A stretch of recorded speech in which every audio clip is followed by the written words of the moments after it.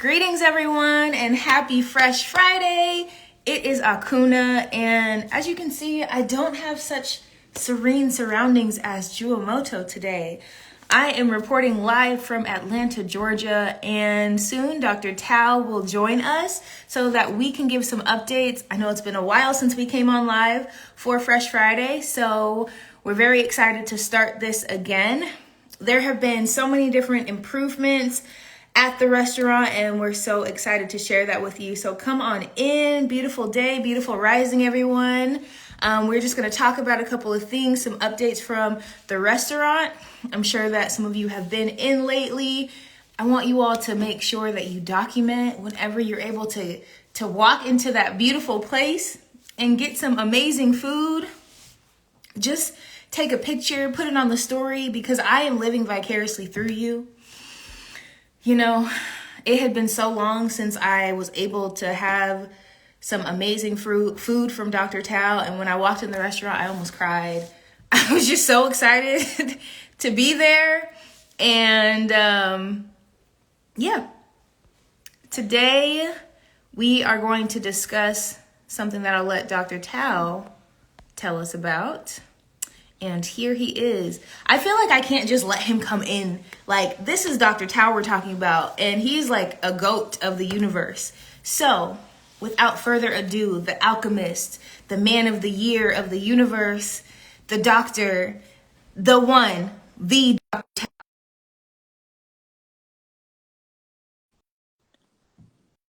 There we go. Okay. Technology. There he is. Greetings, Dr. Tao. How are you doing today? I'm doing great. How are you doing, Akunna? I'm doing wonderful. Thank you. So we're back for Fresh Friday. You know, the people have been waiting. You know, they're excited with us. What are we going to discuss today? We could probably go through some herbs. We have fresh herbs here at the restaurant now, so we can go through some properties of a few things that people deal with in our community and just worldwide, really. Matter of fact, I'll grab probably like 2 or 3 of these real quickly here, Akunna. Let's see. Okay. And okay, I got 3 of them here. Cool. Awesome. So tell us more about herbs in general. All right. So pretty much the herbs are going to be kind of like tuning a piano. You're going to use them to keep the body in synchronicity with itself and the outside world. So people ask the question all the time, can they do herbs every day? It's something that you do periodically. And I always tell them that it's predicated upon your diet. If you're eating things that you know you shouldn't be eating, then yes, you're going to probably need them more often than the person who is not consuming something, you know. Because it's like if you go to a school and that piano in the corner has been touching a long time, you're going to have to tune it up, you see. Right. So the herbs are basically just a good tune-up for the body. But if your diet is pretty, you know, stable and, you know, holistic, then you may not need the herbs as much. But keep in mind that we are living in times that pollution is even higher. So you may need certain herbs for the self-defense purposes because it's hard to get access to true nutrients today. So okay. Yeah. Okay, so they can be taken as like supplements or in place of like a daily vitamin or something? Exactly, yeah. Matter of fact, you can combine certain herbs together that will create a multivitamin for you. So it works a lot better than those 50 plus men's health type things. These are going to be a lot healthier for you. Right, because it seems like when they do the tablets and stuff, they add all sorts of other things in it to make it into the pill form and such. So you're not just getting the active ingredients, right? Exactly. And matter of fact, some of the actual capsules themselves, the herb may be fine, but when they capsulate it, you have to make sure that the capsule, the plastic part, is not MSG itself, because a lot of the MSG is actually in the plastic itself, not in the herb. So you may have intention, but the intention can be skewed with the delivery system itself. So just be mindful of that. So, okay. Thank you. So you said you Mhm. picked out three for us to talk about today. Which three are we talking about? So this one is called, I'm not sure it's reversing the camera or not, but this one's called Gymnema Sylvestre. Gymnema Sylvestre. And basically what that translates to is sugar destroyer. And it's Mm. good for the pancreas and for diabetes type 2. So it's called diabetes mellitus. So it's going to work on the pancreas. It's going to help knock out that sugar craving, and it's going to help Mm. repair those melanin centers on the pancreas, what they call the islets of Langerhans, and it's going to help just overcome diabetes. Matter of fact, you take the Gymnema Sylvestre and you make a juice out of string beans, like raw string beans. You can actually overcome diabetes within 2 months. So, Wow. uh, so this is a very rare herb many people don't know about. This is in Yeah, powder form. I haven't heard of it. It's very, very rare. It's part of my research. But so yeah, that's a very, very powerful one for diabetes type 2. You have different types. You have type 3 today, they call Alzheimer's. So type 2 is going to be, so if type 2 is not addressed soon enough, then it will progressively become type 3 as you get older, and we call that senile dementia or Alzheimer's. But senility, that starts with the child. When the child's very forgetful, that means a lot of times the water in the body is not in its right population. And when you think through water, we hold memory through water. So it's too much acid in the body, which is destroying the water, which is the sugar and the salt. So the child can't hold that water. So they're going to be, they're basically lead themselves into senility when they get a little bit older. So you want to catch that while you're young, and just make sure that that's something you want to be mindful of. So, Yes. mhm. Wow. I didn't even know that diabetes type 3 is Alzheimer's. I had no idea. We have type 3. Type 1 is more so a pituitary gland issue. Um, you have different types of diabetes, but basically it means just, the word diabetes just means to siphon. And, Mm. and then you translate it into Greek, it just means to urinate a lot. So someone is Okay. urinating a lot. That's all the word means, diabetes. There's so much To open knowledge up. within the words too. Like we don't even know what we're saying. Yeah, the word's always going to tell on itself, you know. Tell. Yeah. Yeah. So Right.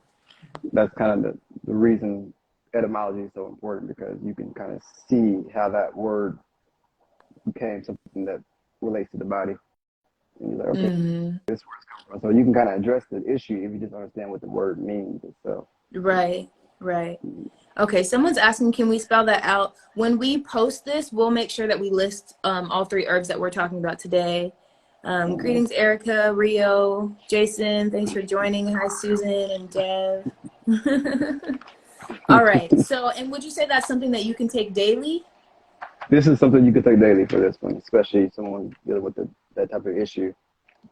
And this is something you just do you're taking it for medicinal purposes. I would say do at least 3 to 4 cups of this. Add a teaspoon per cup of water, mix it up, and drink this daily. You'll see that it's pretty bitter. People ask me, when they make this, can they add honey or stuff to it? I'm like, you're trying to get over the sugar, so you want Right. to. It's kind of oxymoronic, but it is a sugar destroyer, so it's going to stop the craving for sugar. I need to come get some of that for some of my family members. Because Yeah, they're like talking about pre-diabetes and stuff. And there's a quote that lady Project Rook, she says, like, it ran into my family until it ran into me. So, like, I'm stopping all those family genetic. No. exactly. All right. And the name of that Yeah. one more time? So this one's called Gymnema.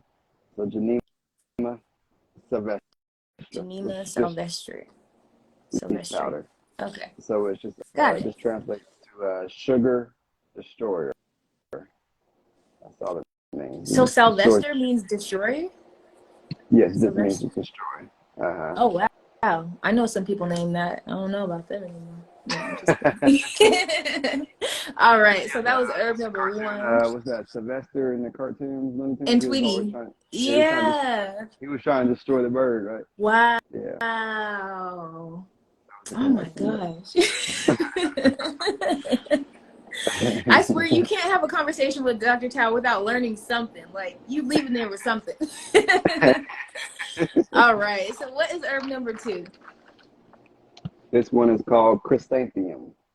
Okay. Chrysanthemum. All right. Chrysanthemum. That's a flower. I've heard of It that is. flower before. So this one is great for when you combine this with wild cherry bark. It stops high blood pressure and high cholesterol. So one of the things about chrysanthemum is we noticed that the Chinese eat a lot of pork, but we noticed that they never had any type of high blood pressure. So it was like, how's that happening? Well, what they would do, they made a spice using chrysanthemum and wild cherry bark combined together, and it's pretty much non-existent. Chinese hardly have any type of high blood pressure issues because of that. So, though I don't advise people to eat recklessly and pork and all types of things like that, but just to keep in mind, we do have a remedy for those types of issues. So, if you do find yourself somewhere where you can't get access to your food or whatever you need to do, the chrysanthemum combined with the wild cherry bark will keep the blood pressure where it's supposed to be. So, Okay. Nice. very, very powerful herb for sure. It's been used for a long time. And I see It's that also called it's kind of like in. It's it's what? also called mums, M-U-M, mums flower. Mum, yeah, that's very popular. And like, I used to be a wedding planner, and people would specifically ask for mums in their wedding bouquets and such. It's also called that too. So you can get So I that. see it's kind of like in a bigger form. It's not a powder or anything. Do you like grind it up, or do you just kind of steep it like a tea? This one you would just steep up like a tea. And just, Okay. since it's a flower, it is more delicate, so you don't want to keep it in the water too long, 20 minutes max, and it should be fine. If you Okay. keep it steeped or too long, it'll start to destroy the properties of the flower, and you won't get the benefits that you're looking for. So, but yeah, the chrysanthemum is very, very powerful flower that we use. So, Okay. And if you're combining that, excuse me, with the wild cherry bark, would you say someone's asking, is there a specific balance, like half and half, or? for that, you're gonna do 1 part each on that one. So 1 part cherry bark, 1 part chrysanthemum on that. So Okay. if you use a tablespoon of chrysanthemum, use a tablespoon of the wild cherry bark. Okay. So, And one more question before we move on to the third one. I see some people like they literally put herbs in a pot and boil them versus boiling the water and then putting the water over it. Would you say there's a better way to do that, or so which way would for you? the bark, you want to put it in the pot because you want to kind of extract the nutrients out of those. They're more stubborn. So usually for barks, I usually recommend anywhere for an hour to an hour and a half to boil it so you can extract the nutrients from it. When it comes to the flowers, like I said, they're more delicate, so you want to make sure that you don't want to kill them. So I typically say steep the flowers and the leaves, but the barks and the roots, you want to boil those in the stove for about an hour to extract the nutrients that you need from there. So the main thing is trying to keep the constitution of the molecular structure not be compromised.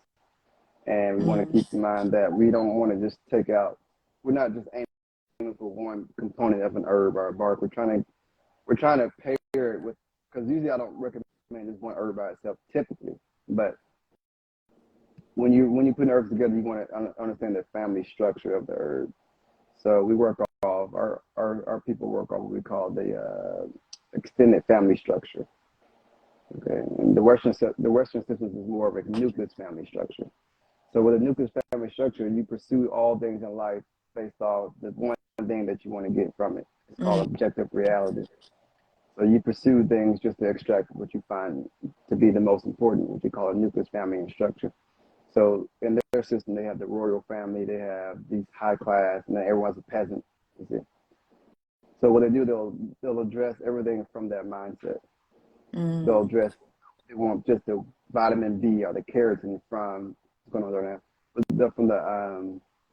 from the herb. So they'll just try to get the vitamin A or the keratin from a certain herb, and they say, okay, now I have health. But if you don't understand that if you have sarsaparilla, then you need red clover, then you need chaparral, with these things with it, because that's what its extended family is. What that does, it supports not just the organ that's hurt, it supports the surrounding organs to support the complete health, holistic health. So what we do is we say if someone has a heart issue, they automatically have a lung issue. You can't have one without the other, which means you also have a gut issue. You see? So when we address nature, we're not addressing it from a nucleus family structure. You can't, because something can't be sick by itself. It's impossible. The surrounding ecosystem has to be sick as well to make the thing inside the ecosystem sick. You see? So the environment creates sickness, but we blame sickness on the individual. You see? Yes. So when we address the body, we were looking at it from an extended family structure, meaning that we're saying that this organ is not working properly. Therefore, the surrounding organs have to be strengthened to support the health of that organ. So if someone has a liver issue, they automatically have a kidney issue. You can't have one without the other. See? So once we understand those principles, then we can address herbology. We can address anything from that extended family structure, which is our way of pursuing and our perspective of the world. Okay. Yeah, because it seems like some people have this narrow mindset where they think that, oh, just take black seed oil or just take sea moss and that will help everything. Like, it might help a little bit, but sometimes there are specific herbs that will help something, which will then, once that gets strengthened, then you can address everything else, right? Exactly. That comes from that Eurocentric Western one thing fix all type of mythology or ideology, or what you call axiology. Our system is more so built off person to person, meaning that we treat the patient, not the disease. The Mongoloid is more so person to or community to community relates. So the relationship between the tribe and the tribe is important. The Asiatic is more so person to community, meaning that the person should not make the community look bad. The nail that sticks out gets hammered. They want to appease to the whole. It's communism. You see, you want to appease to the whole community. You see, so don't stand out. And then the westernized way is thinking is more so person to object. They objectify everything. They turn everything into an object. You see, right? So when you pursue nature from that objective reality, then you're going to get an objective result, not a spiritual or mental result that supports health. So that axiology becomes skewed because once the object is obtained, how do you truly say that you now have obtained the object? Because you have the object does not mean having that object comes with certain stigmas or comes with certain pressures. You may have a car, but you may have stolen it. But see, their only thing is about it. The only thought process is they have the object. But you have an object and someone you stole it, then you got to look behind your shoulders all day. You got to worry about someone trying to catch you. So So our understanding of nature is not person to object. It's our highest value is not the object. Our highest feat is the relationship. That's a much better way. It's the relationship you have with the other person. Therefore, it produces everything else you need. Because if your highest feat is the relationship, then no matter what type of disagreement you have with another person, the point of speaking to somebody else is not to prove your objective reality. It's to maintain the relationships or maintain my eye with the other person. So the highest feat for us is always relationship. So that's what makes our axiology different, and that's what we pursue the world. Because I mean, you would not want any object if it came with certain stressors with it. So the object itself is not strong enough. It's not strongly rooted enough. Right. When you were saying that, it reminded me of I'm not saying there's anything wrong with higher education. That's great, but it's like, okay, I have a college degree, but now I have all this debt. What about that part? They got the objective with education, but they didn't tell you the extended family that comes with it. Right. You got the car, but what about that car note? You know what I'm saying? But see, that's what we're dealing with. You see, so that's what makes it. Wow. We call that binary logic. So there's Binary. nothing wrong with binary logic, 0 or 1. Meaning either you have it or you don't have it. So they use binary code, which you call dichotomy logic. Ours is more so diunal, meaning that there's two opposing forces that can be brought together to be one my. So there are certain places for dichotomy logic, but the thing about it is it cannot be expressed at all times in all situations, and it causes a division. It makes me feel that if I have a certain outlook on the world, then my one outnumbers your 0. Therefore, intelligence is superior to yours, and Yeah. that causes a lot of strife and a lot of conflict between wars and nations. You see, so that comes from that nucleus family structure again. That what I've extracted from my life, my physical life, is therefore I've gained more information. Therefore, I'm superior to you. You see, Wow. and that gets tricky. So we can't Wow. follow those. Yeah. That explains a lot. All right. What is herb number 3 today? All right. So the last one here today is going to be hyssop. Hyssop. Okay. It Herb. looks like little seeds almost. Yeah, it's kind of like a grass seed type of thing. Oh, I see. And basically, what this does, this is a supplementary herb that you don't usually take by itself. Typically, it's something you add to a formula. And the hyssop, what it does, it's going to expand the system or open up the arteries and veins so that it can enter the body a lot easier.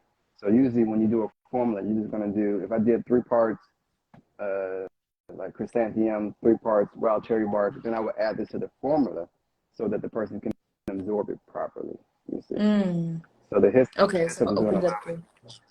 yeah. So you don't really do a full part of this. You do a pinch of this, or maybe 1 part of this in the formula, just so it can get in the system. You don't need much of it. If they have circulation issues, you want to add it to it for sure, or you can add some. We have some medicinal cayenne too. We may go into that next time, but we have medicinal cayenne, which is different from the food grade cayenne. It's a lot hotter, a lot more spicy. Oh, yeah. So Yeah. And that has the same effect. it has the same effect. It has a similar effect. The cayenne is going to help with the circulation. This is going to help open up. So you can use both of those. But typically the hyssop is going to be fine. In the stores, they call it as a tincture. They'll say L-histamine. Histamine is kind of something that opens up things up. So the L means it's the energy spinning to the left, which is called Wow. feminine energy. We call Yeah. it lavatory, which means that it spins to the left, and then we call that 5, and then the right, that's number 8. They call those 2 together. They call it 5 and 8 makes 13, but they call it Fibonacci sequence. So that's part of your way energy spins, and that's usually what happens in the body is it's not using enough feminine energy in the body to open up, because feminine energy is all about expansion and magnetism, you see. And male energy is about constriction. So when you look at someone's blood pressure, that systolic over diastolic, we're talking about active over resting. You see, we're talking about how active the heart is, how hard it's working, and how well is it resting. You see, so you're working all day long, and then you're not resting well at night, then you're going to be stressed when you wake back up. You see, so you want to make sure those are in balance with each other in some way, in some form. There. So the hyssop is going to keep the body in that diastolic longer, so that it can reach that equilibrium there. So would you say that this is something that you can add to any herb? Like if you're just taking herbs, would it be good to add, like say you started drinking herbal teas every day, would it be okay to add a pinch every day, or is it something that you need to kind of limit? The hyssop you can take every day. You can do it every day. If you feel like you're not absorbing it, or you feel like it's not as effective, the formula you put together, then you would use the hyssop to make it more effective. This is usually used for anybody, especially the people who are maybe a little bit older and their metabolism is not working as well as they would like it to be. You're like, okay, this herb is not working. The hyssop will throw you into that medicinal range a lot easier, a lot quicker, because the body can actually it makes the herb more bioavailable. And we know the only people who have a perfect metabolism is a newborn baby. So as we get older, a lot of things that we put in our body is not really being utilized. It's just, it's just sitting there. So the hyssop, you may find it in the Bible. They may find it in different religious texts. It's an ancient herb. Some people burn the hyssop with cinnamon, and then you could burn hyssop and cinnamon together, help with prosperity of money and stuff like that. So you can use it for different things. different ways of doing it. So the frankincense and myrrh with the hyssop and the cinnamon helps bring more abundance and things like that. So it's certain formulas you can use herbally inside the body, or you can use them for incense or burning. Today's Friday, so today would be myrrh. So you will burn myrrh today, and you will wear green today to bring more auspicious nature to your day. So you feel like you're having a bad day or a bad week, then you go into these sciences. Okay, let me go into the color of the day and the incense of the day and the herb of the day, so that I can bring. So today's Friday, so today would be Venus. So we're talking about copper. So you will wear copper today, copper jewelry with the color green. You will burn myrrh. You see, you would do these things to bring that energy back to your day. So okay, have a good day now. You see. I need a list because these weeks are going by fast, but I I need to wear the colors and wear. Yeah, Sunday. Well, Sunday's gold. Monday's gonna be silver. Tuesday's gonna be iron. Wednesday's gonna be what's that? Mercury or quicksilver. Thursday's gonna be tin. Friday's gonna be copper, and Saturday's gonna be lead. Okay, those are the metals of today. So we have metals today. We have colors today. So we can utilize however you want to. That signs you can just tap into it however you need to. Nice. Okay. Got it. So it sounds like the best way would you say that the heat kind of activates, it pulls out the ingredients and makes it more effective when you're drinking it like as a tea and such? It does. The reason we have these dried is just so we can transport them. Ideally, you want to have it in nature, but since we have to transport these and get into these cities, the heating process will help extract the nutrients that you need, and that way the body can absorb it. Now, when you do heat it up, you don't want it to cool back. You don't want to drink it when it's cool, or if you do drink it while it's cool, make sure that you take the herbs out of it, because it will absorb back into the actual leaf or the bark. So some people would say, okay, I'm gonna let it sit in the stove, and they forget about it, and they say, oh, let me just drink it now.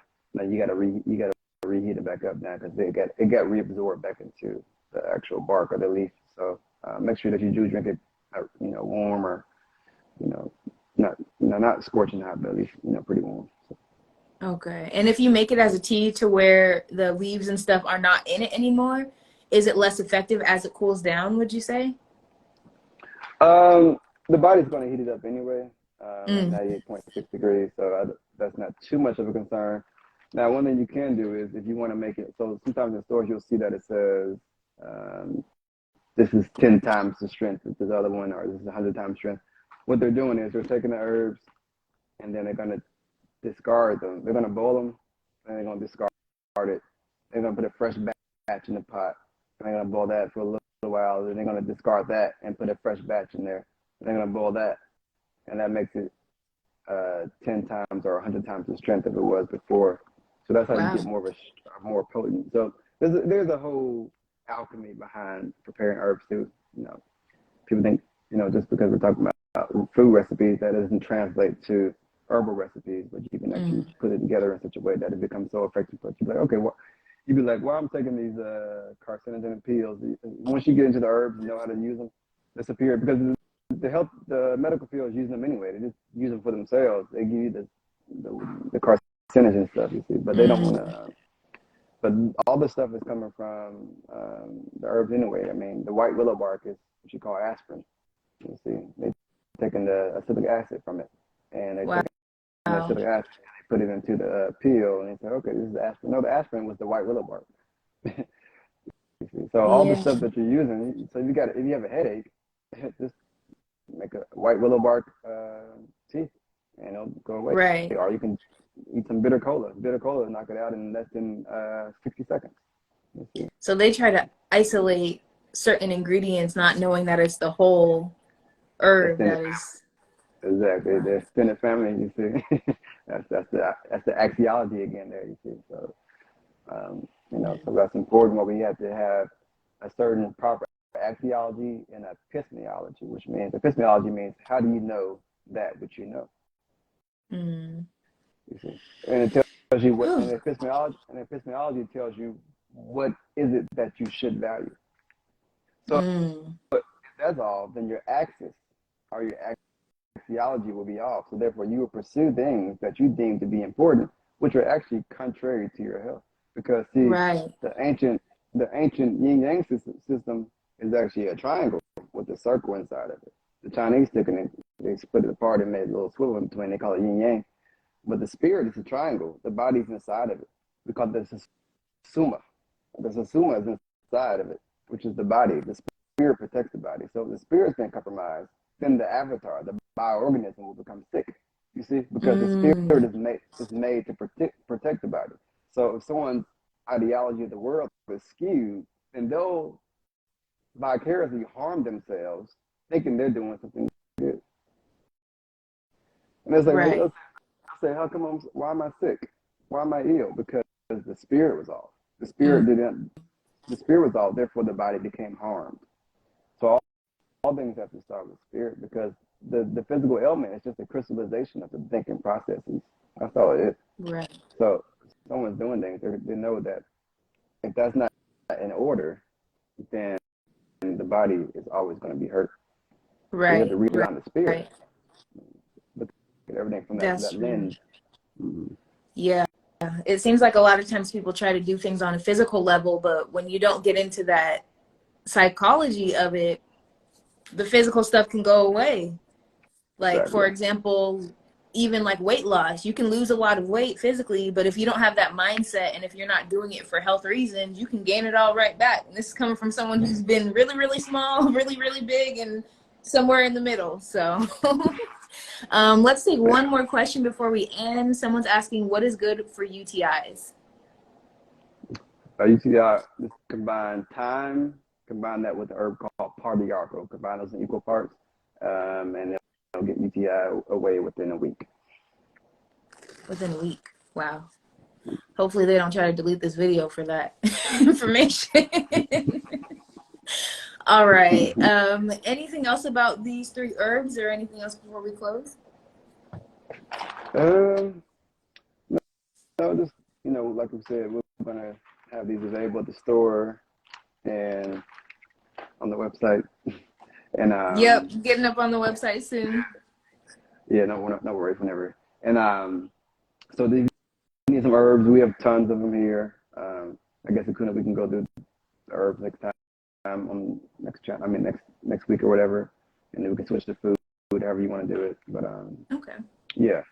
So, but yeah, just come in, get some healthy food, and if you have any ailments, then make sure that let me know what I can put together for you. We have third eye activation herbs that I put together, other things I do as well that I won't say on here, but yeah, we have some good stuff though. So. Right. So if you go to drtao.com, it's spelled out DOCTORTAU.com, you'll be able to see some of that. I see that people are asking some questions on here, but we're going to close because the restaurant is opening soon. So JuaMoto is open until 3 p.m. today. Come on in, get your food, get your drinks, get your herbs.